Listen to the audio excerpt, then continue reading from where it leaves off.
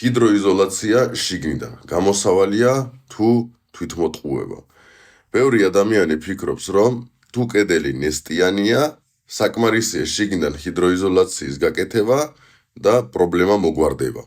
მაგრამ რეალობა სხვანაირია. თუ წყალი მოდის გარედან, მიწიდან ან წვიმისგან, შიგნიდან გაკეთებული ჰიდროიზოლაცია მხოლოდ დროებითი ეფექტია. თქვენ უბრალოდ კეტავთ ტენიანობას კედლის შიგნიდან.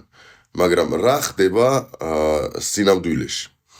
კედელი აგრძელებს დასველებას, ბეტონი ან ბლოკი ნელ-ნელა ზიანდება, ჩნდება ობი, სუნი და საბოლოოდ ზიანდება შიდა რემონტი.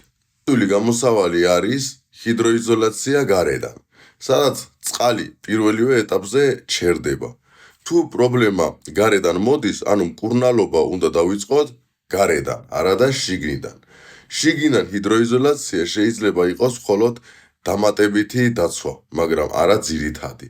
თუ არ გინდათ 3-5 წლის შემდეგ ხელახლა გააკეთოთ რემონტი, ჰიდროიზოლაციაზე არ შეიძლება თანხის დაზოგვა.